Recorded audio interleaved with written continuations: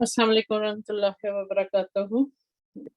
اشہد ان لا الہ الا اللہ وحدہ لا شریک لہ واشہد ان محمدا عبدہ ورسولہ، اما بعد فاعوذ باللہ من الشیطان الرجیم، بسم اللہ الرحمن الرحیم، الحمد للہ رب العالمین، الرحمن الرحیم، مالک یوم الدین، ایاک نعبد و ایاک نستعین، اہدنا الصراط المستقیم، صراط الذین انعمت علیہم غیر المغضوب علیہم ولا الضالین، آمین۔ ہاں ہم سورۃ فاتحہ سورۃ البقرہ کی تفسیر کے علیہ السلام کی تفسیر میں سے پڑھ رہے ہیں۔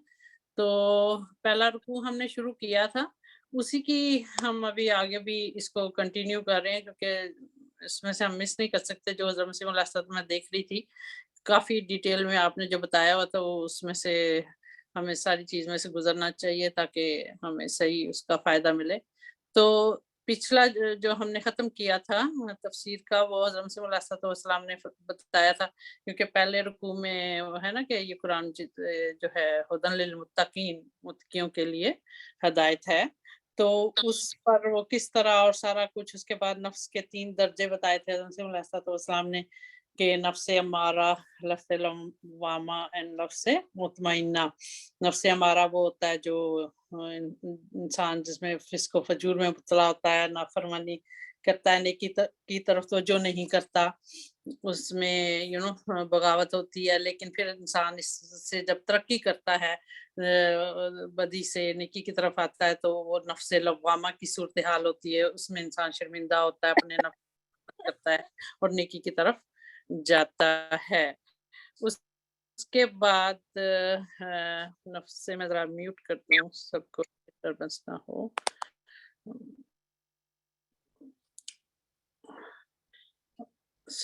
نفس لوامہ کے بعد پھر نفس مطمئنہ آ جاتا ہے۔ لیٹس سی کہاں تھے ہم؟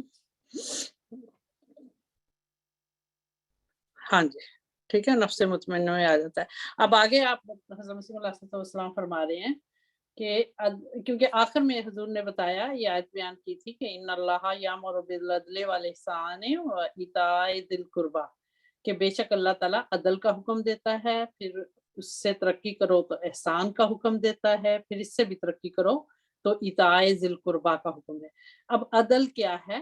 عدل کی حالت یہ ہے کہ جو متقی کی حالت نفس امارہ کی صورت میں ہوتی ہے، جو نفس امارہ ہے اس میں اس حالت کی اصلاح کے لیے عدل کا حکم ہے، کہ نفس امارہ سے اگر ہم نے ترقی کر کے نفس لوامہ کی طرف جانا ہے، اس سے اپنے آپ کو اور تقوی کی بہتر صورت کرنی ہے، تو اس میں نفس کی مخالفت کرنی پڑتی ہے۔ مثلا اگر عدل یہ ہے کہ انسان کو عدل اگر کرنا چاہتا ہے تو اپنے نفس کی مخالفت کرنی پڑتی ہے۔ مثلا کسی کا قرضہ ادا کرنا ہے، لیکن نفس اس میں یہی خواہش کرتا ہے کہ کسی طرح سے اس کو دبا لیں اور اتفاق سے اس کی میعاد بھی گزر جائے۔ اس صورت میں نفس اور بھی دلیر اور بے باک ہوگا کہ اب تو قانونی طور پر بھی کوئی مواخذہ نہیں ہو سکتا، مگر یہ ٹھیک نہیں۔ عدل کا تقاضا یہ ہے کہ اس کا دین، یعنی اس کا جو قرضہ ہے کسی کا، ادا کیا جاوے اور کسی ہیلے اور عذر سے اس کو دبایا نہ جاوے۔ مجھے افسوس سے کہنا پڑتا ہے کہ بعض لوگ ان امور کی پرواہ نہیں کرتے، اور ہماری جماعت میں بھی ایسے لوگ ہیں جو بہت کم توجہ کرتے ہیں اپنے قرضوں کے ادا کرنے میں۔ یہ عدل کے خلاف ہے۔ حضور صلی اللہ علیہ وآلہ وسلم نے تو ایسے لوگوں کی نماز نہ پڑھتے تھے۔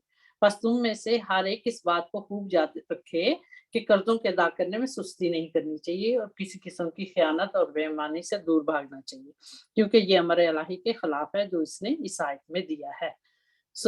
یعنی عدل یہ ہے کہ انسان اپنے نفس کے ساتھ جنگ کرتا ہے نیکی کی طرف آنے کے لیے، ٹھیک ہے، اور وہ نفس امارہ کی صورتحال ہے، پھر نفس لوامہ کی طرف آتا ہے۔ اس کے بعد عدل کے بعد کیا آتا ہے؟ احسان کا درجہ آ جاتا ہے۔ اس کے بعد احسان کا درجہ ہے۔ جو شخص عدل کی رعایت کرتا ہے، اس کی حد بندی کو نہیں توڑتا، اللہ ताला उसे तौफीक और कुव्वत दे देता है और वो नेकी में और तरक्की करता है। यहाँ तक कि अदल ही नहीं करता बल्कि थोड़ी सी नेकी के बदले बहुत बड़ी नेकी करता है। लेकिन एहसान की हालत में भी एक कमजोरी अभी बाकी होती है। यानी अदल से जब इंसान इंसाफ करने लगता है उसके बाद फिर तरक्की करके एहसान करता है, लेकिन एहसान की सूरत में भी अभी थोड़ी सी कमजोरी होती है। और वो क्या होती है? वो ये है कि किसी ना किसी वक्त इस नेकी को जता भी देता है। मसलन एक शख्स 10 वर्ष तक किसी को रोटी खिलाता है और वो कभी एक बात इसकी नहीं मानता, यानी किसी वक़्त 10 साल से अगर किसी को हेल्प कर रहा है, उसको रोटी खिलाता है और वो अगर कोई एक बात उसकी ना माने, तो फिर उसे कह देता है कि 10 वर्ष का हमारे टुकड़ों का गुलाम है, यानी एहसान जता देता है। इसी तरह पर इस नेकी को बेअसर कर देता है। जब वो ऐसे कह देता है नेकी करने के बावजूद, तो उसकी अपनी नेकी को वो ज़ाया कर देता है। दरअसल एहसान वाले के अंदर भी एक किस्म की मख्फी रिया होती है, यानी एक पोशीदा, एक छुपी हुई, उसके अंदर भी रिया होती है। लेकिन तीसरा मर्तबा हर किस्म की आलाइश और आलूदगी से पाक है और वो इताए दिल कुर्बा का दर्जा है। अब इताए दिल कुर्बा की हालत क्या है? इताए दिल कुर्बा का दर्जा तभी हालत का दर्जा है, यानी जिस मकाम पर इंसान से नेकियों का सदूर ऐसे तौर पर हो, यानी नेकियां ऐसे तरीके पर बजा लाए जैसे तभी तकाजा होता है। इसकी मिसाल ऐसी है जैसी माँ अपने बच्चे को दूध देती है और उसकी परवरिश करती है।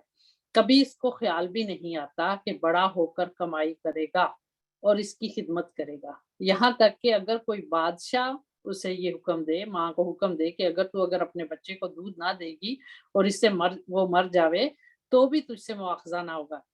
इस हुक्म पर भी वो माँ जो है उसको दूध देना नहीं छोड़ सकती, बल्कि ऐसे बादशाह को 2-4 गालियाँ ही सुनावेगी। इसलिए कि वो परवरिश इसका एक तभी तकाज़ा है, वो किसी उम्मीद या खौफ पर मबनी नहीं। इसी तरह पर जब इंसान नेकी में तरक्की करते-करते इस मकाम पर पहुँचता है कि वो नेकियाँ उससे ऐसे तौर पर सादर होती हैं, गोया एक तभी तकाज़ा है।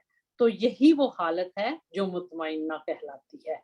यानी इताए ज़ुल कुर्बा वाली हालत जो है, जब इंसान तभी तौर पर, कुदरती तौर पर अपने दिल से, शौक से कोई काम करता है, जैसे माँ जो है अपने बच्चे को, उसे के अंदर कोई लालच नहीं होता, कोई वो करती है। इसी तरह जब इंसान इस तरह से नेकियां करे तो वो हालत कौन सी कहलाती है? वो मुतमइन्ना की हालत, जब इंसान का नफ्स बिल्कुल मुतमइन हो जाता है। यानी पहली हालत नफ्से लवामा, नफ्से अमारा एंड देन नफ्से मुतमइन्ना। गर्ज युकीमुन अस्सलात के ये मानी है कि जब तक नफ्से मुतमइन्ना ना हो, इसी कशाकश में लगा रहता है। कभी नफ्स गालिब आ जाता है, कभी आप गालिब आ जाता है। सुबह को उठता है और देखता है कि ठंडा पानी है, उसको नहाने की हाजत है। बस अगर नफ्स की बात मान लेता है तो नमाज को खो देता है, और अगर हिम्मत से काम लेता है तो उस पर फतह पा लेता है। शुक्र की बात है कि एक मर्तबा खुद मुझे ऐसी हालत पेश आई, यानी वसल्लम फरमाते हैं कि एक दफा मुझे खुद भी इस तरह की सूरत हाल पेश आई। सर्दी का मौसम था, मुझे गुस्ल की हाजत हो गई। पानी गर्म करने के लिए कोई सामान उस जगह ना था। एक पादरी की लिखी हुई किताब मिजानुल हक मेरे पास थी। उस वक़्त वो काम आई, मैंने उसको जलाकर पानी गरम कर लिया और खुदा का शुक्र किया। उस वक़्त मेरी समझ में आया कि बाज़ वक़्त शैतान भी काम आ जाता है। फिर मैं असल मतलब की तरफ रजू करता हूँ। ये बीच में हज़रत मसीह अलैहिस्सलाम ने एक अपनी वैसे ही बात बता दी कि इंसान जो है वो किस तरह कोशिश करता है नफ्स मुतमइन्ना तक पहुँचने के लिए, कि शुरू में तो जो नमाज़ को कायम करने की हालत होती है, वो क्या होती है कि इंसान यानी नफ्स के साथ जंग कर रहा होता है कि वो कभी शैतान गालिब आ जाता है, कभी इंसान का खुद उस पे काबू पा लेता है। और उसमें हुजूर ने ठंडे पानी की मिसाल दी कि जैसे पाकिस्तान या आजकल तो वो सूरत हाल नहीं है। उस वक़्त पानी गर्म करके वज़ू करना पड़ता था या नहाना पड़ता था, तो उस वक़्त ये हालात थे, तो उस वक़्त ऑब्वियसली फिर शैतान गालिब आ जाता है, कहता है क्या इस ठंड में आप करो। तो हज़रत मसीह ने अपनी बताई, तो अब हज़रत मसीह फरमाते हैं कि अब असल मतलब की तरफ रुजू करते हैं, यकीमुन अस्सलात कि यही मानी है और इस पर तरक्की यही है कि ऐसी हालत से निजात पाकर मुतमइन्ना की हालत में पहुँच जावे। तो ये जो होता है ये नफ्स मुतमइन्ना कहलाता है। मैं सच कहता हूँ कि कुरान शरीफ ऐसी कामिल और जामिया किताब है کہ کوئی किताब इसका मुकाबला नहीं कर सकती। कुरान शरीफ को जहाँ से शुरू किया है, इन तरक्कियों का वादा कर लिया है जो बितबरू तकाजा करती है। यानी कुरान जी के जरिए से ही इंसान जो है अपने नफ्स के ये जो 3 दर्जात है तरक्की करता करता नफ्स मुतमइन्ना तक पहुंचता है।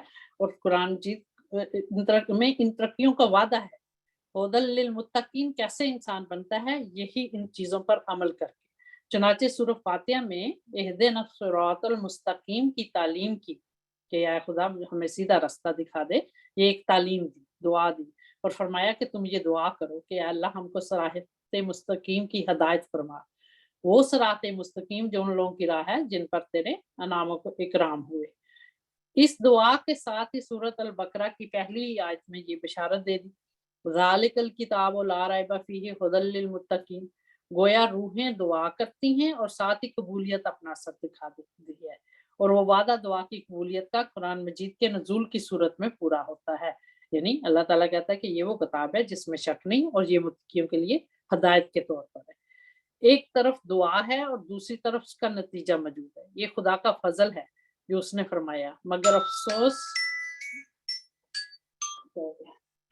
अफसोस कि दुनिया इससे बेखबर है और गाफिल है और उससे दूर रहकर हलाक हो रही है। मैं फिर कहता हूँ कि खुदा ताला ने जो इब्तदाए कुरान मजीद में मुत्कियों की सफ़ात बयान फरमाई हैं, उनको मामूली सफ़ात में रखता है। लेकिन जब इंसान कुरान मजीद पर ईमान लाकर उसे अपनी हदायत के लिए दस्तूरुल अमल बनाता है, तो वो हदायत के इन आला मदारिज और मरातब को पा लेता है जो हुदल लिल मुत्तकीन में मकसूद रखे हैं, यानी मुत्तकियों के लिए जो हदायत के तौर पर है। कुरान शरीफ की इस जिल्लत गाइब के तसव्वुर से ऐसे लज्जत और सुरूर आता है कि अल्फाज में हम इसको बयान नहीं कर सकते, क्योंकि इससे खुदा ताला के खास फजल और कुरान मजीद के कमाल का पता लगता है। फिर मुत्की की एक और अलामत बयान फरमाई, वमिम्मा रज़क़नाहुम युनफिकून, यानी जो कुछ हमने उनको दिया उसमें से खर्च करते हैं। ये इब्तदाई हालत है और उसमें सब के सब शरीक है, क्योंकि आम तौर पर ये फितरत इंसानी का एक तकाजा है कि अगर कोई साइल उसके पास आ जाए, कोई मांगने वाला आ जाए उसके पास, तो कुछ ना कुछ उसे जरूर दे देता है। घर में 10 रोटियां मौजूद हों और किसी साइल ने, किसी मांगने वाले ने आकर सदा दी, आवाज लगाई, तो एक रोटी उसको भी दे देगा। ये अमर ज़ेरे हदायत नहीं है, यानी ये इतना सा कर देना ये हदायत के लिए काफी नहीं है, बल्कि फितरत का एक तभी खासा है। और ये भी याद रहे कि यहाँ मिम्मा रज़क़नाहुम युनफिकून आम है और इससे कोई खास शय, रुपया, पैसा या रोटी कपड़ा मुराद नहीं है, बल्कि जो कुछ अल्लाह ताला ने अता फरमाया इसमें से कुछ ना कुछ खर्च करते रहते हैं। गर्ज ये इन्फाक आम इन्फाक है, इसके लिए मुसलमान या गैर मुसलमान की भी शर्त नहीं, और इसलिए ये इन्फाक 2 किस्म का होता है, एक फितरी, दूसरा ज़ेरे असर नबूवत। फितरी तो वही है जैसा कि मैंने अभी बयान किया है कि तुम में से कौन है अगर कोई कैदी या भूखा आदमी जो कई रोज से भूखा हो या नंगा हो आकर सवाल करे और तुम उसे कुछ ना कुछ दे ना दो, क्योंकि ये अमरे फितरत में दाखिल है। और ये भी मैंने बता दिया कि मिम्मा रज़क़नाहुम में रुपया पैसा मखसूस नहीं, खा जिस्मानी हो या इल्मी, सब इसमें दाखिल है। जो इल्म से देता है वो भी उसी के मतहत है, जो माल से देता है वो भी इसी के अंदर, इसी वमिम्मा रज़क़नाहुम के अंदर ही, यानी हमने उनको जो कुछ दिया उसमें से खर्च करते हैं, उसी कैटेगरी में आता है। तबीब है, अगर कोई डॉक्टर है वो भी इसमें दाखिल है, यानी वो भी अगर अपनी नॉलेज से, अपने इल्म से इलाज करता है तो वो भी इसी कैटेगरी में आता है कि हमने इंसान को जो कुछ दिया उसमें से खर्च करते हैं, यानी वो उससे खर्च करके इलाज करता है। मगर बेमौजब मंशा हुदल लिल मुत्तकीन, यानी जो मुत्तकियों के लिए हदायत के तौर पर है, अभी तक उस मुकाम तक नहीं पहुंचा। यानी ये इतना थोड़ा-थोड़ा कर लेना, ये आपको ये जो कहा गया है कि ये कुरान जो है मुत्तकियों के लिए हिदायत है, ये काफ़ी नहीं है एक यानी मुत्तकियों के लिए हिदायत के तौर पर जो कुरान है, जहाँ कुरान शरीफ उसे ले जाना चाहता है। और वो मकाम है कि इंसान अपनी ज़िंदगी ही खुदा के लिए वक़्फ़ कर दे, और ये लिल्लहि वक़्फ़ कहलाता है, खुदा के लिए वक़्फ़। इस हालत और मुकाम पर जब एक शख्स पहुंचता है تو اس میں مما رہتا ہی نہیں. مما کا مطلب یہ ہے کہ اس میں سے خرچ کرتا ہے جو خدا نے اس کو دیا، خواہ وہ علم ہو، خواہ وہ مال ہو، خواہ وہ کچھ ہو. تو اللہ تعالیٰ کہتا ہے جب انسان حضرت مسیح علیہ السلام فرماتے ہیں کہ جب انسان اس درجے پہ پہنچ جاتا ہے تو وہ پھر اس کے اندر مما والی بات نہیں رہتی کہ اس میں سے کچھ تھوڑا سا خرچ کرتے، کیونکہ جب تک مما کی حد کے اندر ہے اس وقت تک وہ ناقص ہے، یعنی وہ مکمل نہیں ہوتا انسان، اور اس علت غائی تک نہیں پہنچا جو قرآن مجید کی ہے. یعنی جو قرآن مجید کی غرض ہے کہ اس کو ہدایت دے، متقی بنائے، یہ اس وقت اس مقام تک نہیں پہنچتا. لیکن کامل مکمل اسی وقت ہوتا ہے جب یہ حد نہ رہے اور اس کا وجود، اس کا ہر فعل، ہر حرکت و سکون محض اللہ کے حکم اور اذن کے متحد بنینوں کی بھلائی کے لیے وقف ہو. دوسرے لفظوں میں یہ کہو کہ مما رزقناہم ینفقون، یعنی اللہ نے ہمیں جو کچھ دیا اس میں سے وہ خرچ کرتے ہیں، کا کمال یہی ہے جو ہدی للمتقین کے منشا کے موافق ہے. اس کے بعد ایک اور صفت متقیوں کی بیان ہوئی، یعنی وہ والذین یؤمنون بما انزل الیک کے موافق ایمان لاتے ہیں. یعنی جو کچھ ان پر نازل کیا گیا اس پر ایمان، تجھ پر نازل کیا گیا اس پر وہ ایمان لاتے ہیں. جو کچھ سے پہلے اللہ تعالیٰ نے نازل فرمایا اس پر بھی ایمان لاتے ہیں. لیکن اب سوال یہ ہے کہ اگر اتنا ہی ایمان ہے تو پھر ہدایت کیا ہے؟ وہ ہدایت یہ ہے کہ ایسا انسان خود اس قابل ہو جاتا ہے کہ اللہ کی طرف سے اس پر وحی اور الہام کا دروازہ کھولا جاتا ہے، اور وہ وحی الہی اس پر بھی اترتی ہے جس سے اس کا ایمان ترقی کر کے کامل یقین اور معرفت کے درجے تک پہنچ جاتا ہے، اور وہ اس ترقی کو پا لیتا ہے جو ہدایت کا اصل مقصد تھا. اس پر وہ انعام و اکرام ہونے لگتے ہیں جو مکالمہ الہیہ سے ملتے ہیں. اور یہ یاد رکھو کہ اللہ تعالیٰ نے وحی اور الہام کے دروازے کو بند نہیں کیا. جو لوگ اس امت کو الہام و وحی کے انعامت سے بے بہرہ ٹھہراتے ہیں وہ سخت غلطی پر ہیں. قرآن شریف کے اصل مقصد کو انہوں نے سمجھا ہی نہیں. ان کے نزدیک یہ امت وحشیوں کی طرح ہے. قرآن صلی اللہ علیہ وسلم کی تاثیرات اور برکات کا معاذ اللہ خاتمہ ہو چکا، اور وہ خدا جو ہمیشہ سے متکلم خدا رہا ہے اب اس زمانے میں آ کر خاموش ہو گیا ہے. وہ نہیں جانتے کہ اگر مکالمہ مخاطبہ نہیں ہے تو ہدی للمتقین کا مطلب ہی کیا ہوگا. یعنی اگر خدا تعالیٰ اب مکالمہ مخاطبہ نہیں کرتا، الہام کا دروازہ اب بند ہو گیا ہے، تو پھر قرآن میں یہ جو لکھا ہے کہ یہ قرآن وہ کتاب ہے جو متقیوں کے لیے ہدایت ہے، تو اس کا پھر مطلب ہی کیا ہوا؟ کیسے وہ متقیوں کو خدا ہدایت دے گا اگر مکالمہ مخاطبہ کا دروازہ بند ہو گیا ہے الہام کا؟ بغیر مکالمہ مخاطبہ کے تو اس کی ہستی پر کوئی دلیل قائم نہیں ہو سکتی. پھر قرآن شریف میں یہ کیوں کہا والذین جاہدوا فینا لنہدینہم سبلنا، یعنی وہ لوگ جو اللہ تعالیٰ کی راہ میں جہاد کرتے ہیں اللہ تعالیٰ انہیں اپنے راستے کی طرف ہدایت دیتا ہے. پھر یہ کیوں کہا گیا؟ اور ایک دوسرے مقام پر اللہ تعالیٰ نے فرمایا ان الذین قالوا ربنا اللہ ثم استقاموا، یعنی وہ لوگ جنہوں نے یہ کہا کہ اللہ ہمارا رب ہے اور پھر وہ اس پر قائم رہے، استقامت اختیار کی، تتنزل علیہم الملائکہ، تو ان پر فرشتے نازل ہوتے ہیں، اللہ تخافوا ولا تحزنوا، پس نہ خوف کرو نہ غم کرو. یعنی جن لوگوں نے اپنے قول اور فعل سے بتا دیا کہ ہمارا رب اللہ ہے، پھر انہوں نے استقامت دکھائی، ان پر فرشتوں کا نزول ہوتا ہے. اب یہ تو نہیں ہو سکتا کہ فرشتوں کا نزول ہو اور مخاطبہ نہ ہو، یعنی فرشتے نازل ہوں. اللہ تعالیٰ یعنی قرآن جس میں صاف کہتا ہے، مسیح علیہ السلام یہ فرما رہے ہیں کہ اللہ تعالیٰ مکالمہ مخاطبہ ابھی بھی کرتا ہے، الہام کا دروازہ ابھی بھی کھلا ہے. تو اگر یہ جیسے کہتا ہے کہ اگر جو لوگ نیکی کرتے ہیں اللہ تعالیٰ کو پکارتے ہیں اور اس پر استقامت اختیار کرتے ہیں تو ان پر فرشتوں کا نزول ہوتا ہے. حضرت مسیح علیہ السلام فرما رہے ہیں کہ اگر فرشتوں کا نزول ہو اور مخاطبہ نہ ہو یہ کیسے ممکن ہے؟ تو فرشتوں نے نازل ہو کے اور کرنا کیا ہے؟ نہیں، بلکہ وہ انہیں بشارتیں دیتے ہیں. یعنی فرشتے جب نازل ہوتے ہیں تو ایسے لوگوں کو بشارتیں دیتے ہیں. یہی تو اسلام کی خوبی اور کمال ہے جو دوسرے مذاہب کو حاصل نہیں. استقامت بہت مشکل چیز ہے، یعنی خواہ ان پر زلزلے آئیں، فتنے آئیں، وہ ہر قسم کی مصیبت اور دکھ میں ڈالے جائیں، مگر ان کی استقامت میں فرق نہیں آتا، وہ ڈول نہیں جاتے. ان کا اخلاص اور وفاداری پہلے سے زیادہ ہوتی ہے. ایسے لوگ اس قابل ہوتے ہیں کہ ان پر خدا کے فرشتے اتریں، یعنی جو آزمائش میں بھی انسان ثابت قدم رہتا ہے، ایسے لوگ ہوتے ہیں جن پر خدا کے فرشتے اترتے ہیں اور انہیں بشارت دیں، خوشخبریاں دیتے ہیں کہ تم کوئی غم نہ کرو۔ یہ یقیناً یاد رکھو کہ وحی اور الہام کے سلسلے کے متعلق خدا تعالیٰ نے قرآن شریف میں اکثر جگہ وعدے کیے ہیں، اور یہ اسلام ہی سے مخصوص ہے، ورنہ عیسائیوں کے ہاں بھی مہر لگ چکی ہے۔ وہ اب کوئی شخص ایسا نہیں بتا سکتے جو اللہ کے مکالمہ مخاطبات سے مشرف ہو، اور وعیدوں پر تو پہلے ہی سے مہر لگی ہوئی ہے۔ ان کا مذہب ہی یہی ہے کہ وعیدوں کے الہام کے بعد پھر ہمیشہ کے لیے یہ سلسلہ بند ہو گیا۔ گویا خدا پہلے کبھی بولا تھا مگر اب وہ گنگا ہے۔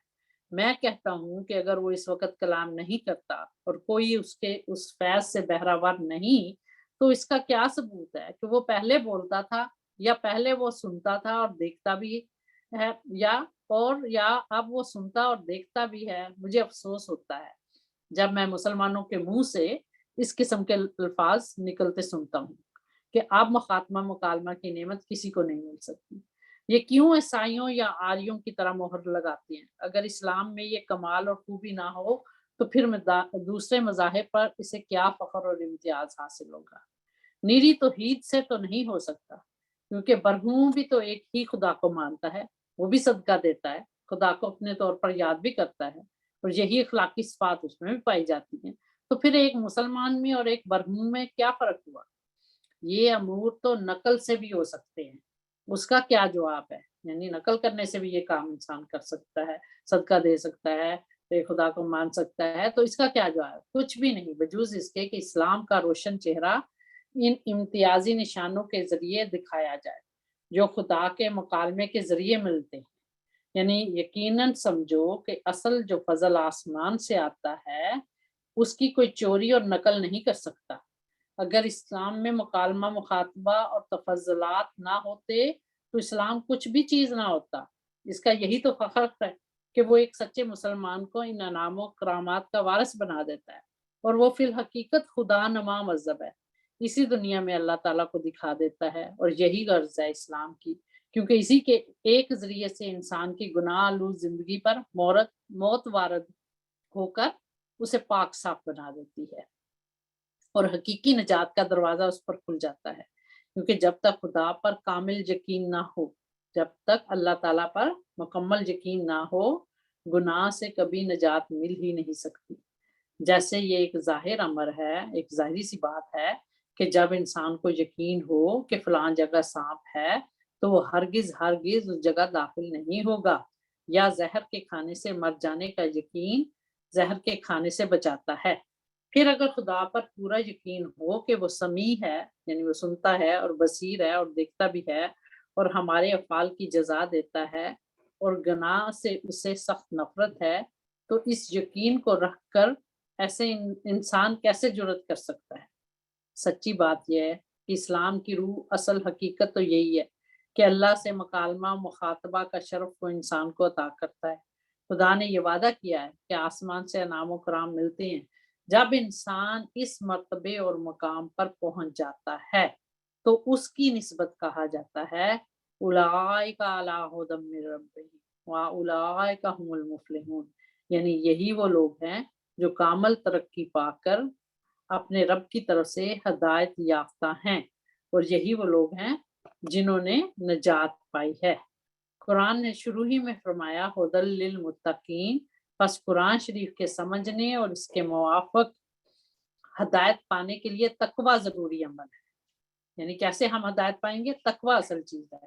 ایسا ہی دوسری جگہ فرمایا لا یمسہ الا المطہرون، یعنی اس کو کوئی نہیں، قرآن کو صرف پاک لوگ ہی چھو سکتے ہیں، یعنی اس سے صحیح فیض حاصل کر سکتے ہیں۔ دوسرے علوم میں یہ شرط نہیں ہے، یعنی دنیا کے باقی کے علوم میں یہ بات نہیں ہے، ریاضی ہو، ہندسہ ہو، حیات وغیرہ میں، یعنی حساب ہو، کچھ بھی ہو، اس امر کی شرط نہیں کہ سیکھنے والا ضرور متقی اور پرہیزگار ہو، بلکہ خواہ کیسا ہی فاسق و فاجر ہو، وہ بھی سیکھ سکتا ہے، مگر علم دین میں خشک منطقی اور فلسفی ترقی نہیں کر سکتا۔ اس پر وہ حقائق اور معارف نہیں کھل سکتے جس کا دل خراب ہے اور تقوی سے حصہ نہیں رکھتا۔ پھر کہتا ہے کہ علوم دین اور حقائق اس کی زبان پر جاری ہوتے ہیں، وہ جھوٹ بولتا ہے، ہرگز ہرگز اسے دین کے حقائق سے حصہ نہیں ملتا، بلکہ دین کے لطائف اور نکات کے لیے متقی ہونا شرط ہے۔ جب تک یہ بات پیدا نہ ہو، متقی نہ ہو اور دارالملک معنی خالی نہ ہو، وہ ہوگا کیا؟ یہی فسق و فجور ہے۔ یہ متقی کے ابتدائی مدارج اور صفات ہیں، جیسا کہ میں نے ایک مرتبہ بیان کیا تھا۔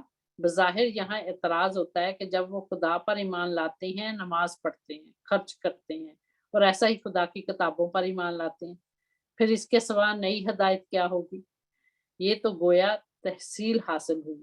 یونفقون میں دونوں باتیں داخل ہیں، یعنی دوسروں کو روٹی یا کپڑا یا مال دیتا ہے، اور یا قوا خرچ کرتا ہے، اپنی طاقتیں جو خدا تعالیٰ نے دی ہیں وہ خرچ کرتا ہے۔ اس سوال کا جواب یہ ہے کہ یہ عبادتیں، یہ الفاظ کسی حد تک جو بیان کی گئی ہیں، انسان کے کمال سلوک اور معرفت عامہ پر دلالت نہیں کرتے۔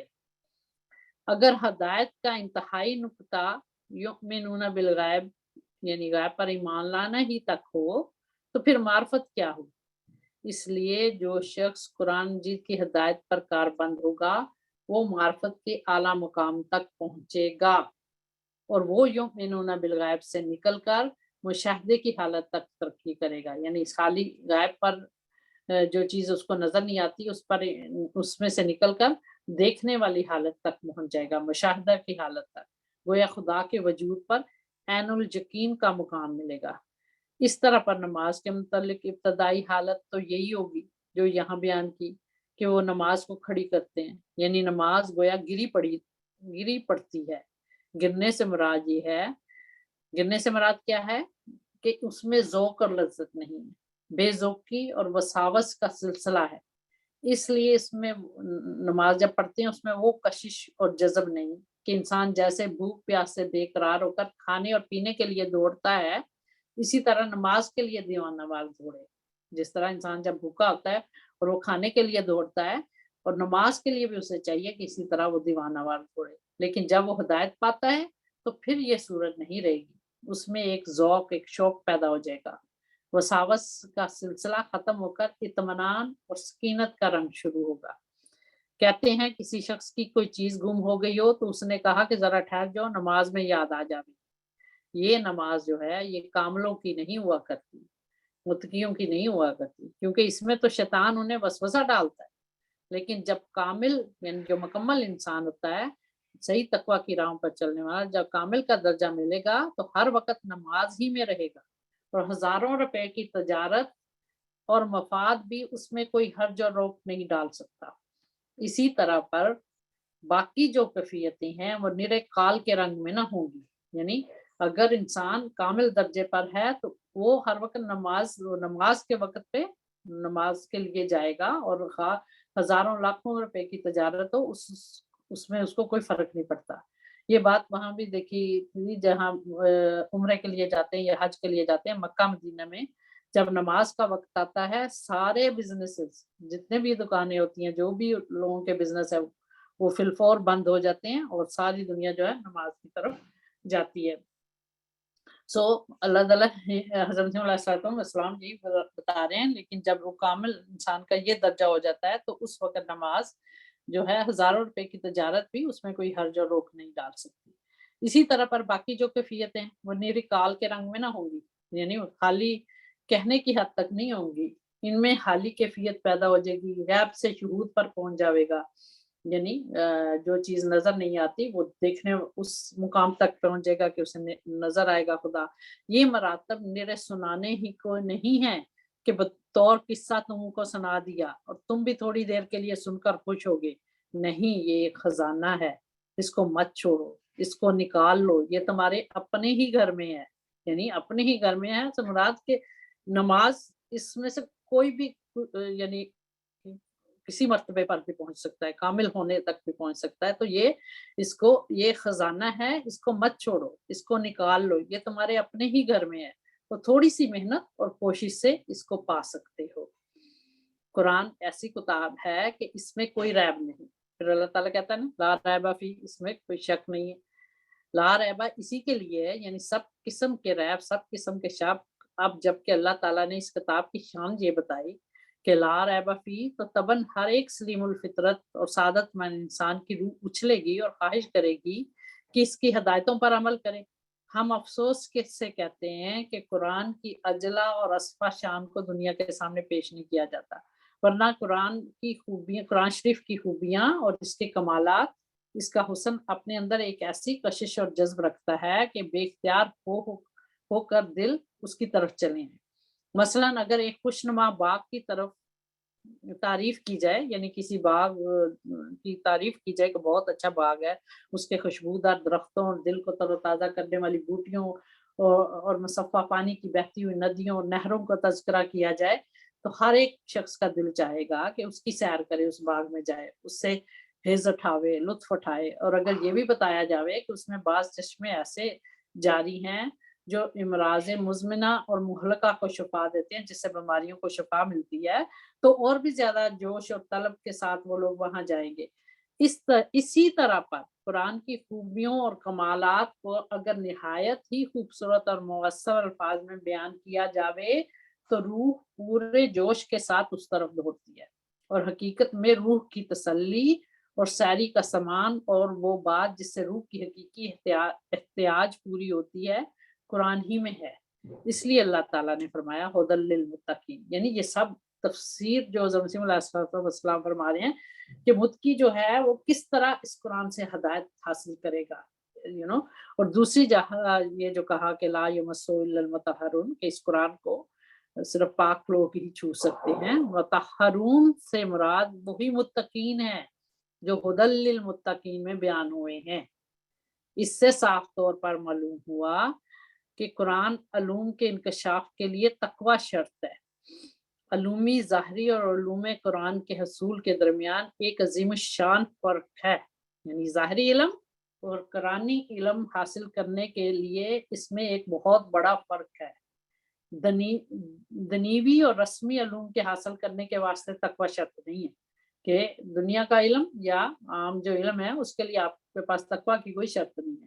صرف و نحو، طبی، فلسفہ، حیات، طبابت پڑھنے والے کے واسطے یہ ضروری امر نہیں ہے کہ وہ صوم و صلات کا پابند ہو اور امر الہی اور اوامر الہی اور نواہی کو ہر وقت مد نظر رکھتا ہو، اپنے ہر قول و فعل کو اللہ کے احکام کی حکومت کے نیچے رکھے، بلکہ بسا اوقات کیا عموماً دیکھا گیا ہے کہ دنیوی علوم کے ماہر اور طلبگار دہریہ منش ہو کر ہر قسم کے فسق و فجور میں مبتلا ہوتے ہیں۔ یعنی بڑے بڑے عالم فاضل لوگ جو ہوتے ہیں وہ اکثر اوقات دیکھا گیا کہ وہ دہریہ ہوتے ہیں اور ہر قسم کی برائیوں میں مبتلا ہوتے ہیں۔ یعنی دنیا کے علوم جو ہے وہ اس کے لیے تقوی شرط نہیں ہے۔ آج دنیا کے سامنے ایک زبردست تجربہ موجود ہے۔ یورپ اور امریکہ باوجود یہ کہ وہ لوگ ارضی علوم میں بڑی بڑی ترقیاں کر رہے ہیں اور آئے دن نئی ایجادات کرتے رہتے ہیں، لیکن ان کی روحانی اور اخلاقی حالت بہت کچھ قابل شرم ہے۔ لندن کے پارکوں اور پیرس کے ہوٹلوں کے حالات جو کچھ شائع ہوتے ہیں، ہم تو ان کا ذکر بھی نہیں کر سکتے، مگر آسمانی علوم اور اسرار قرآنی کی واقفیت کے لیے تقوی پہلی شرط ہے۔ اس میں توبۃ النصوح کی ضرورت ہے۔ جب تک انسان پوری فروتنی اور انکساری کے ساتھ، یعنی عاجزی کے ساتھ اللہ کے احکام کو نہ اٹھا لے اور اس کے جلال سے لرزاں ہو کر، خدا تعالیٰ کے جلال اور جبروت سے لرزاں کانپ کر نیاز مندی عاجزی کے ساتھ رجوع نہ کرے، قرآنی علوم کا دروازہ نہیں کھل سکتا، انسان کو حقیقی معنی نہیں پتہ چل سکتے، تقوی کی اصل حقیقت نہیں پتہ چل سکتی، اور روح کے ان خواص اور قوا کی پرورش کا سامان، انسانی روح کی وہ خاصیتیں جو موجود ہیں اس کی اور اس کے اندر جو طاقتیں موجود ہیں، ان کی پرورش کا سامان اس کو قرآن شریف سے نہیں مل سکتا، جس کو پا کر روح میں ایک لذت اور تسلی پیدا ہوتی ہے۔ جب تک کہ انسان خدا تعالیٰ کے جلال سے کام کر عاجزی کے ساتھ قرآن کی طرف رجوع نہ کرے، اس وقت تک وہ ان سب چیزوں پر قابو، یہ سب چیزیں حاصل نہیں کر سکتا۔ قرآن شریف اللہ تعالیٰ کی کتاب ہے، اس کے علوم خدا کے ہاتھ میں ہیں، بس اس کے لیے تقوی بطور نوردبان کے ہے۔ پھر کیوں کر ممکن ہو سکتا ہے کہ بے ایمان، شریر، خبیث النفس، عرضی خواہشوں یعنی زمینی خواہشوں کے اسیر لوگ جو ہیں ان سے بہراور ہوں؟ کیسے ممکن ہے کہ اس قسم کے لوگ جو ہیں جو دنیا دار ہیں وہ قرآن کے علم سے فائدہ اٹھا سکیں یا ان کو حاصل ہو قرآن کی حقیقی علم۔ اس واسطے اگر ایک مسلمان کہلا کر خواہ وہ صرف و نحو معنی و بدی وغیرہ علوم کا کتنا ہی بڑا فاضل کیوں نہ، یعنی ایک مسلمان کہلا کر خواہ وہ کتنا بڑا عالم فاضل کیوں نہ ہو، کتنا اس نے علم نہ حاصل کر لیا ہو، دنیا کی نظر میں شیخ الکل فی الکل بنا بیٹھا ہو، یعنی دنیا کی نظر میں بڑا عالم فاضل ہو، لیکن اگر تزکیہ نفس نہیں کرتا، اپنے نفس کو پاک نہیں کرتا، قرآن کے علوم سے اس کو حصہ نہیں دیا جاتا۔ میں دیکھتا ہوں کہ اس وقت دنیا کی توجہ عرضی دنیا علوم کی طرف بہت جھکی ہوئی ہے، دنیا کے علم کی طرف بہت جھکی ہے، اور مغربی روشنی نے عالم کو اپنی نئی ایجادوں اور صنعتوں سے حیران کر رکھا ہے، یعنی جو ہم دیکھتے ہیں ہر وقت۔ مسلمانوں نے بھی اگر اپنی افلاح اور بہتری کی کوئی راہ سوچی تو بدقسمتی سے یہ سوچی ہے کہ وہ مغرب کے رہنے والوں کو اپنا امام بنا لیں اور یورپ کی تقلید پر فخر کریں۔ یہ تو نئی روشنی کے مسلمانوں کا حال ہے۔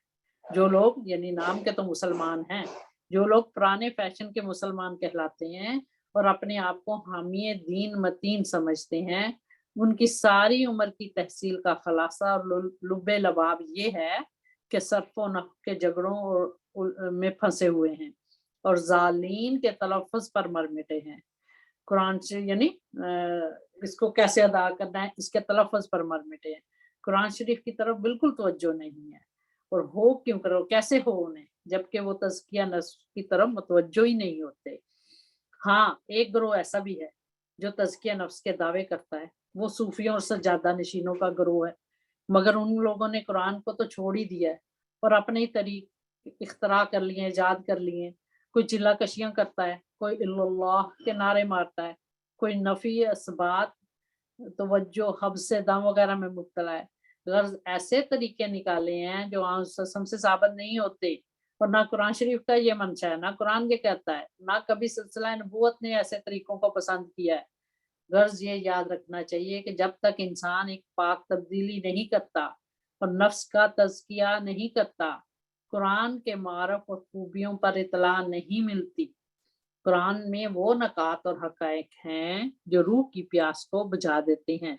کاش دنیا کو معلوم ہوتا کہ روح کی لذت کس چیز میں ہے، اور پھر وہ معلوم کرتی کہ وہ قرآن اور صرف قرآن میں موجود ہے۔ دیکھو، جس قدر انسان تبدیلی کرتا جاتا ہے، یعنی اپنے اندر نیکی کی طرف جاتا ہے، اسی قدر وہ ابدال کے زمرے میں داخل ہوتا جاتا ہے۔ حقائق قرآنی نہیں کھلتے جب تک ابدال کے زمرے میں داخل نہ ہو۔ اس پر قرآن کی حقیقتیں، قرآن کے معنی جو ہیں وہ نہیں کھلتی جب تک ابدال کون ہے۔ اب لوگوں نے ابدال کے معنی سمجھنے میں غلطی کھائی ہے اور اپنے طور پر کچھ کا کچھ سمجھ لیا۔ اصل یہ ہے کہ ابدال وہ لوگ ہوتے ہیں جو اپنے اندر پاک تبدیلی کرتے ہیں، یعنی جو لوگ اپنے اندر یا جو انسان اپنے اندر پاک تبدیلی کرنا چاہے وہ ابدال کہلاتے ہیں، اور اس تبدیلی کی وجہ سے ان کے قلب، ان کے دل جو ہیں گناہ کی تاریکی اور زنگ سے صاف ہو جاتے ہیں۔ شیطان کی حکومت کا اتصال ہو کر یا ختم ہو کر اللہ کا عرش ان کے دل پر ہوتا ہے، پھر وہ روح القدس سے قوت پاتے ہیں اور خدا سے فیض پاتے ہیں۔ تم لوگوں کو میں بشارت دیتا ہوں، رسول اللہ صلی اللہ علیہ وسلم فرماتے ہیں کہ میں تم لوگوں کو خوشخبری دیتا ہوں کہ تم میں سے جو اپنے اندر تبدیلی کرے گا وہ ابدال ہے، یعنی وہ لوگ جو نیکی کی طرف آتے ہیں وہ ابدال ہیں، اپنے اندر جو تبدیلی کرنا چاہتے ہیں۔ انسان اگر خدا کی طرف قدم اٹھائے تو اللہ تعالیٰ کا فضل دوڑ کر اس کی دستگیری کرتا ہے۔ یہ سچی بات ہے کہ میں تمہیں بتاتا ہوں کہ چلاکی سے علوم القرآن نہیں آتے۔ دماغی قوت اور ذہنی ترقی قرآنی علوم کو جذب کرنے کا اکیلا باعث نہیں ہو سکتا۔ اصل ذریعہ تقوی ہی ہے، یعنی اپنے اندر تبدیلی پیدا کرو، اصل ذریعہ جو ہے تقوی ہی ہے۔ متقی کا معلم خدا ہوتا ہے۔ متقی جو ہے انسان، اس کو کون سکھاتا ہے، اس کو تعلیم کون دیتا ہے، کون اسے قرآن سکھائے گا؟ وہ خدا ہی ہے، یعنی خدا اس کا معلم بن جاتا ہے، اس کا استاد بن جاتا ہے۔ یہی وجہ ہے کہ نبیوں پر امیت غالب ہوتی ہے۔ امیت کہتے ہیں جو ان پڑھ ہوتا ہے، یعنی جس کے پاس دنیاوی علوم نہیں ہوتے، تو نبی جو ہوتے ہیں وہ امی ہوتے ہیں، हमारे नबी सल्लल्लाहु अलैहि वसल्लम को इसीलिए उम्मी भेजा, यानी उनके पास दुनियावी उलूम नहीं थे, के बावजूद ये कि आपने ना किसी मकतब में, ना किसी स्कूल में तालीम पाई, ना किसी को उस्ताद बनाया। फिर आपने वो मारफ और हकाइक बयान किए जो दुनियावी उलूम के माहिरों को दंग और हैरान कर दिया। यानी ऐसी ऐसे हकाइक और मारफ आप सल्लल्लाहु अलैहि वसल्लम ने बयान किए जो दुनिया के माहिर आलम फाजल लोगों को भी हैरान कर दिया। कुरान शरीफ जैसी पाक कामिल किताब आपके लबों पर, आपके होठों पर जारी हुई, जिसकी फसाहत और बलागत ने सारे अरब को खामोश कर दिया। वो क्या बात थी जिसके सबब से हुज़ूर सल्लल्लाहु अलैहि वसल्लम अलूम में सबसे बढ़ गए? वो तकवा ही था। ससम की मताहिर जिंदगी का इससे बढ़कर और क्या सबूत हो सकता है कि कुरान शरीफ जैसी किताब वो लाए जिसके अलूम ने दुनिया को हैरान कर दिया। आपका उम्मी होना, यानी आपका दुनिया के इल्म से आपके पास नहीं था, तो उम्मी होना जो है एक नमूना और दलील है इस अमर की कि कुरानी अलूम या आसमानी अलूम के लिए तकवा मतलूब है, ना कि दुनियावी चलाकियाँ। गर्ज कुरान शरीफ की असल गर्ज और गायत दुनिया को तकवा की तालीम देना है, जिसके ज़रिए वो हदायत के मंशा को हासिल कर सके। हुदल लिल मुत्तकीन की यानी ये सारी तफसीर हज़रत मसीह अलैहिस्सलाम करते जा रहे हैं कि किस तरह आप हकीकी हदायत और मुत्तकियों के लिए ये हदायत के तौर पर ये कुरान है। ये बात बदीही है, ज़ाहिर है कि जब तक इंसान अपने अखलाक रदिया को नहीं छोड़ता, यानी जो रज़ाइल अखलाक हैं, जो आला अखलाक नहीं होते, उनको जब तक इंसान नहीं छोड़ता, उस बद अखलाकी को नहीं छोड़ता, उस वक़्त तक उन अखलाक के मुकाबले पर जो अखलाक फाज़िला हैं, जो खुदा ताला तक पहुँचने का ज़रिया हैं, उनको कबूल नहीं कर सकता। जब तक इंसान अपने बुरे अखलाक को नहीं छोड़ता, उस वक़्त तक खुदा तक पहुँचने के लिए उसके अंदर अखलाक फाज़िला पैदा नहीं हो सकते। क्योंकि 2 ज़िद्दें एक दिल में जमा नहीं हो सकती, यानी 2 एक मुख्तलिफ चीज़ें जो एक दूसरे की ज़िद हैं, वो एक दिल में जमा नहीं हो सकती कि उसके अंदर बद अखलाकी भी हो और बुरे अखलाक भी पाए जाएँ और वो मार्फत और अल्लाह ताला के को हासिल करने के लिए अखलाक फाज़िला भी उसके अंदर मौजूद हों, ये नामुमकिन है। इसी की तरफ अल्लाह ताला कुरान शरीफ में इशारा फरमाता है, जैसे कि सूरह बकरा की इब्तिदा में उसने फरमाया हुदल लिल मुत्तकीन, यानी कुरान उन लोगों के लिए हिदायत है जो मुत्तकी हैं, यानी वो लोग जो तकब्बर नहीं करते, जो आजिज़ी से, खुशू और इनकिसार से खुदा के कलाम में गौर करते हैं, वही हैं जो आखिर को हिदायत पाते हैं। बबाइसे ज़ौफ़ बशरियत, इंसानी कमज़ोरी की वजह से इंसान की फितरत में एक बुख़ल भी है, एक कंजूसी भी है कि अगर एक पहाड़ सोने का भी उसके पास हो, तब भी एक हिस्सा बुख़ल का उसके अंदर होता है, कंजूसी का, कि इंसानी ये कमज़ोरी है, उसकी वजह से इंसान की फितरत में ये एक बुख़ल, ये कंजूसी पाई जाती है कि अल्लाह ताला उसको सोने का पहाड़ भी दे दे, फिर भी उसके अंदर एक हिस्सा जो है वो बुख़ल का यानी कंजूसी का होता है और वो नहीं चाहता कि अपना तमाम माल अपने हाथ से छोड़ दे।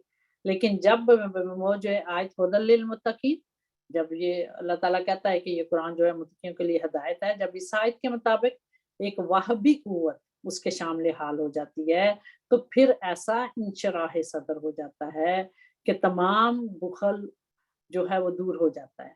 तब खुदा की रज़ा जोई जो है हर एक माल से ज़्यादा प्यारी मालूम होती है और वो नहीं चाहता कि ज़मीन पर फ़ानी खजाने जमा करे, बल्कि आसमान पर अपना माल जमा करता है। इस्लाम ने बहुत ही आसान राह रखी है और वो कुशादा राह है, जिसका ज़िक्र अल्लाह ताला ने यूँ फरमाया, इहदिना सिरातल मुस्तकीम। अब अल्लाह यानी हमें सीधा रास्ता दिखा।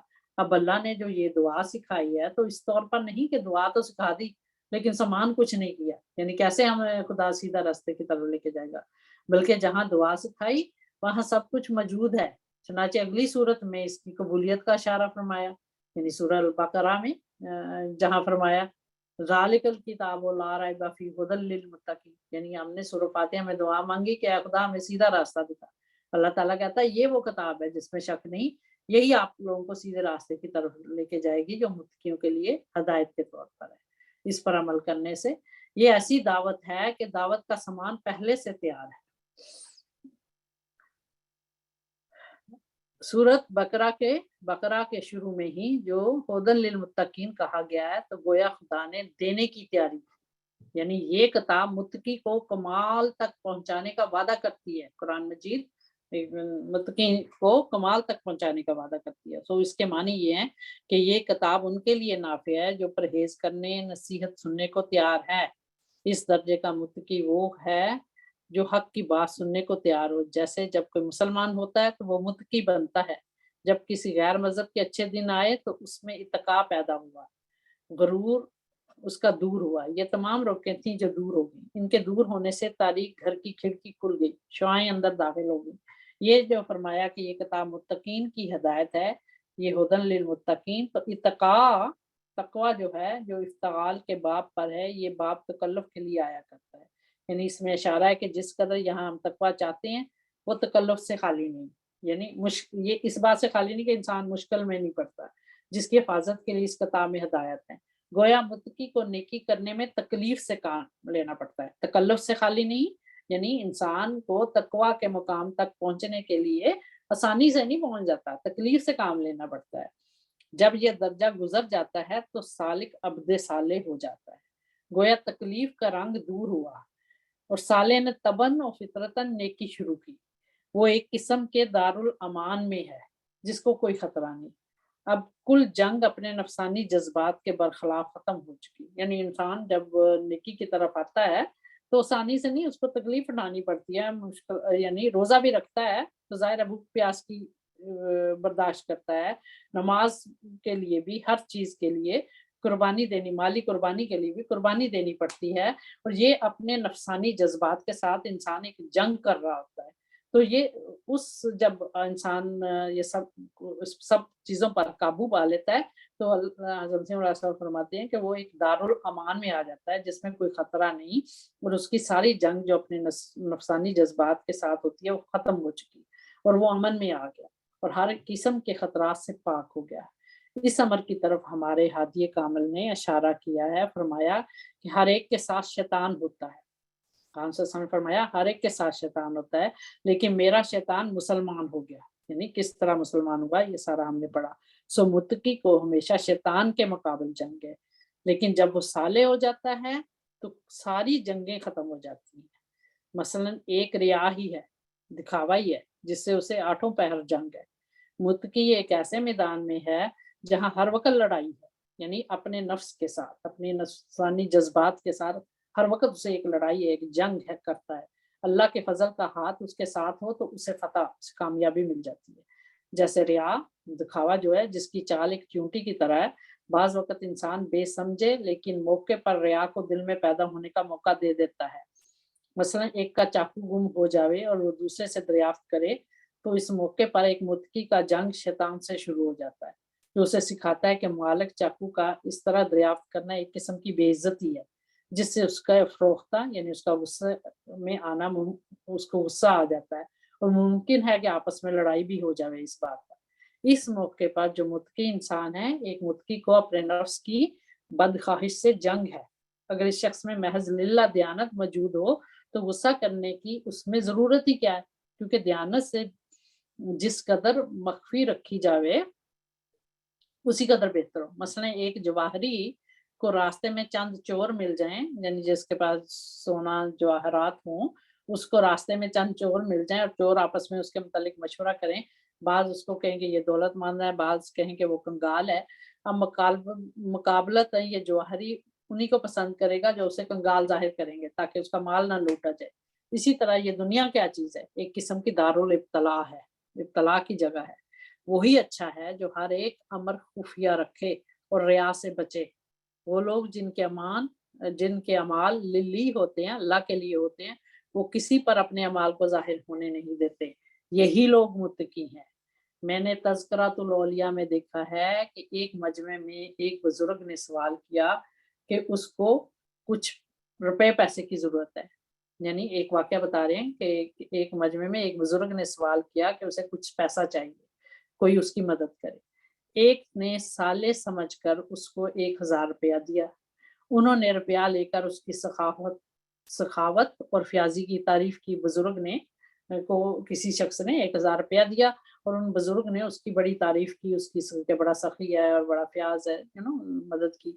इस बात पर वो रंजीदा, और वो शख्स जिसने पैसे दिए थे उसको वो बड़ा गमगीन हुआ कि जब इसी दुनिया में तारीफ होगी तो शायद सवाब आखिरत से महरूमियत हो, आखिरत में इसका सवाब ना मिले, यानी एक रियाकारी शामिल होगी ना उसमें। थोड़ी देर के बाद वो आया और कहा कि वो रुपया उसके वालदा का था जो देना नहीं चाहती थी, यानी वही शख्स जिसने 1000 रुपया पहले बुजुर्ग को दिया था। उसने जब देखा कि दुनिया के सामने इतनी तारीफ कर दी तो शायद मुझे आखिरत में इसका सवाब ना मिले, तारीफ तो यही होगी। तो वो थोड़ी देर बाद आया और उसने कहा कि ये पैसा तो मेरी माँ का था, वो और मेरी वालदा जो है वो देना नहीं चाहती। चुनाचे वो रुपया वापस बुजुर्ग से उसने ले लिया, उन्होंने दे दिया, जिस पर हर एक ने उसकी लानत की और कहा झूठा है, असल में ये रुपया देना नहीं चाहता। जब शाम के वक्त वो बुजुर्ग घर गया तो वो शख्स 1000 रुपया उसके पास लाया, दोबारा ले आया और कहा कि आपने सरेआम मेरी तारीफ करके मुझे सवाब आखिरत से महरूम कर दिया था, इसलिए मैंने ये बहाना किया। अब ये रुपया आपका है, यानी वो बहाना किया उस वक़्त कि ये मेरी माँ का है और वो देना नहीं चाहती। तो उसने कहा कि मैंने इस वजह से किया कि आपने पूरी दुनिया के सामने मेरी तारीफ़ कर दी और हो सकता है मुझे आखिरत में इसका सवाब ना मिलता, इसलिए मैंने ये बहाना किया था। अब ये रुपया आपका है, लेकिन आप किसी के आगे नाम ना लें।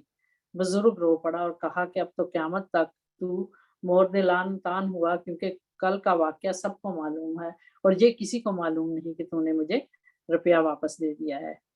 एक मुत्की तो अपने नफ्स अमारा के बरखिलाफ जंग करके अपने ख्याल को छुपाता है और खुफिया रखता है। मुत्की इंसान यानी हकीकी मुत्की जो होता है वो छुपाता है, और लेकिन अल्लाह ताला उस खुफिया ख्याल को हमेशा ज़ाहिर कर देता है। जैसे एक बदमाश किसी बदचलनी का मर्तकब होकर खुफिया रहना चाहता है, ए खुफिया रहना चाहता है, उसी तरह एक मुत्तकी छुप कर नमाज़ पढ़ता है और डरता है कि कोई उसको ना देख ले। कोई नेकी करता है तो डरता है कि कोई उसको देख ना ले। सच्चा मुत्तकी एक किस्म का सतर चाहता है, ढाँप चाहता है। तकवा की मरातब बहुत है, लेकिन बहरहाल तकवा के लिए तकलीफ है उसमें, मुत्तकी बनने में। और मुत्तकी हालत जंग में है और साले उस जंग से बाहर है, जैसे कि मैंने मिसाल के तौर पर ऊपर रिया का ज़िक्र किया। मुत्तकी जो है हर वक़्त उसकी अपने नफ्स के साथ एक जंग चली हुई है, जिससे मुत्तकी को आठों पहर जंग है। बसा औकात रिया और हिलम का जंग हो जाता है। कभी इंसान का गुस्सा किताब अल्लाह के बरखिलाफ होता है, गाली सुनकर उसका नफ्स जोश मारता है। तकवा तो इसको सिखलाता है कि वो गुस्सा होने से बाज रहे, जैसा कि कुरान कहता है वइज़ा मर्रू बिल्लग़wi मर्रू किरामा। ऐसा ही बेसब्री के साथ उसे अक्सर जंग करना पड़ता है। बेसब्री से मुराद ये है कि उसको राह तकवा में इस कदर दिक्कतों का मुकाबला है, यानी बेसब्री के साथ भी इंसान को जंग है। बेसब्री से मुराद ये है कि उसको राह तकवा में इस कदर मुश्किलों का मुकाबला करना पड़ता है कि मुश्किल से वो मंज़िल मकसूद पर पहुँचता है, इसलिए बेसब्र हो जाता है। मसलन एक कुआँ 50 हाथ तक खोदना था, अगर 2-4 हाथ के बाद खोदना छोड़ दिया जाए तो महज़ ये एक बदज़नी है। यानी इंसान जो है वो बदज़नी भी करता है, बेसब्री भी करता है और पूरा थोड़ा-सा काम अगर मेहनत करता है और नहीं उसका फल मिलता तो बेसब्र हो जाता है। बस अगर कुआँ कोई खोदना है जिस तक कहते हैं 50 हाथ तक उसको खोदना था, लेकिन 2-4 हाथ खोदने के बाद छोड़ दिया तो वो बेसब्र हो गया, तो ये बदज़नी है। तकवा की शर्त ये है कि जो अल्लाह ने अहकाम दिए हैं उसको आखिर तक पहुँचाए और बेसब्र ना हो जाए। अल्लाह ताला ने हुदन लिल मुत्तकीन जो ये नहीं फरमाया कि ये अल्लाह ने कुरान की इल्लतें बयान करने में ये जो फरमाया कि हुदल लिल मुत्तकीन के ये मुत्तकियों के लिए हिदायत है कुरान, ये नहीं फरमाया कि हुदल लिल फासिकीन कि ये फासिकों के लिए हिदायत है, ये हुदल लिल काफिरीन या काफिरों के लिए हिदायत है। इब्तदाई तकवा जिसके हसूल से मुत्तकी का लफ्ज़ इंसान पर सादक आ सकता है, वो एक फितरी हिस्सा है कि जो सईदों की खलकत में रखा गया है, जो सईद रूहें होती हैं, और रुबूबियत ऊला उसकी मुरब्बी और वजूद बख्श है, जिससे मुत्तकी का पहला तवल्लुद है, पहली उस मगर वो अंदरूनी नूर जो रूहुल कुद्स से ताबीर किया गया है, वो अबूदियत खालसा तामा और रुबूबियत कामला मुस्तजमा के पूरे जोड़ो इत्तिसाल से बतरसुम्मा अंशाअनाहु खल्क़न आखरा के पैदा होता है, और ये रबूबियत सानिया है जिससे मुत्तकी तवल्लुद सानी पाता है और मलकूती मुकाम पर पहुंचता है। इसके बाद रबूबियत सालसा का दर्जा है जो खल्क़ जदीद से मसनून है, जिससे मुत्तकी लाहूती मुकाम पर पहुंचता है और तवल्लुद सालिस पाता है। यानी ये वही दर्जात हैं, नफ्स अमारा और नफ्स लवामा मुतमन्ना, ये जो दर्जात है किस तरह जो है इंसान इस तक पहुंचता है।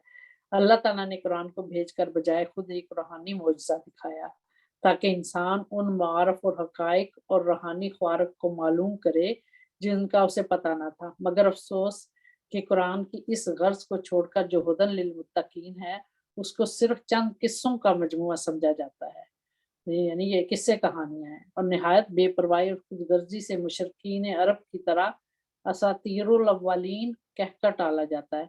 वो ज़माना था आन की बेसत का और कुरान के नज़ूल का, जब वो दुनिया से गुमशुदा ताकतों को याद दिलाने के लिए आया था। अब वो ज़माना आ गया है जिसकी निस्बत आन ने पेशगोई की थी कि लोग कुरान पढ़ेंगे लेकिन उनके हलक से कुरान ना उतरेगा। याद रखो कि किताब मजीद यानी कुरान मजीद के भेजने और आन की बेसत से अल्लाह ताला ने ये चाहा है कि दुनिया पर अजीम शान रहमत का नमूना दिखावे। जैसे फरमाया वमा अरसलनाका इल्ला रहमतल लिल आलमीन, और ऐसे ही कुरान मजीद के भेजने की गर्ज बताई कि हुदल लिल मुत्तकीन। ये अजीम शान अगराज हैं कि इनकी नज़ीर नहीं पाई जा सकती। असल तकवा ये है कि इंसान अबूदियत को छोड़कर अलूहियत के साथ ऐसा मिल जावे जैसे कि लकड़ी के तख्ते दीवार के साथ मिलकर एक हो जाते हैं। इसके और खुदा के दरमियान कोई शय हाइल ना रहे।